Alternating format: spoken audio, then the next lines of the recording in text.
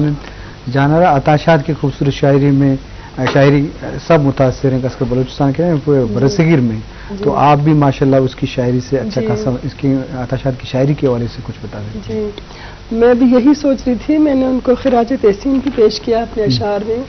ان کے ایک مصرے پہ میں نے گرہ لگا کر غزل بھی کہی ہے. تو فی الحال تو مجھے دو شعر بہت یاد آ رہے ہیں جو میں نے ان کو خراج تحسین کے طور پہ پیش کیا ہے کہ وہ اپنی دھرتی سے ایسا لگاؤ رکھتا تھا. وہ اپنی دھرتی عطاشات کے نام ہے، ہمارا فخر، ہمارا غرور. وہ اپنی دھرتی سے ایسا لگاؤ رکھتا تھا، اسی لیے ہی تو سینے میں گھاؤ رکھتا تھا. وہ اپنی دھرتی سے ایسا لگاؤ رکھتا تھا، اسی لیے ہی تو سینے میں گھاؤ رکھتا تھا. اور وہ امتزاج تھا کچھ سنگ و آب کا ایسا، وہ امتزاج تھا کچھ سنگ و آب کا ایسا. مثال کوہ سخن میں بہاؤ رکھتا تھا، مثال کوہ سخن میں بہاؤ رکھتا تھا. اور میں کن حروف میں ان کو خراج پیش کروں، میں کن حروف میں ان کو خراج پیش کروں جو شاعری میں الگ رکھ رکھاؤ رکھتا تھا.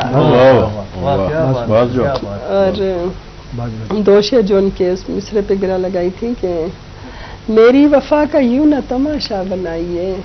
ان کا مشہور غزل کا شعر ہے کہ سیلاب کو نہ روکیے رستہ بنائیے، کس نے کہا تھا گر لبے دریا بنائیے.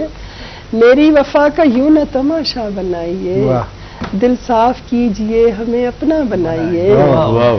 میری وفا کا یوں نہ تماشا بنائیے، دل صاف کیجئے ہمیں اپنا بنائیے. اور یہ دل میرے حضور گھروں دا، یہ دل میرے حضور ٹھکانہ ہے آپ کا، ساحل کی ریت پہ نہ گھروں دا بنائیے. اور اس طرح بہت سی پوری غزلیں مجھے ذہن میں نہیں ہے، لیکن عطاشات کی شاعری مجھے بہت پسند ہے. بلوچی بے شک میں نہیں سمجھتی، لیکن میں نے اردو شاعری کو ڈیپلی پڑھا ہے. اور جو وہ ہے کوہساروں کی عطا رسم نہیں خاموشی، رات سو جائے تو بہتا ہوا چشمہ بولے. کوئی ہے جس طرح کا شعر کہہ سکتا ہے؟ کوئی نہیں کہہ سکتا. ہاں اچھا، وہ جو گری گری سنبھل سنبھل کے ڈھلکنے کو ہے تیرا آنچل، گری گری تیری زلفوں کی آبشار گری، کیا شعر ہے.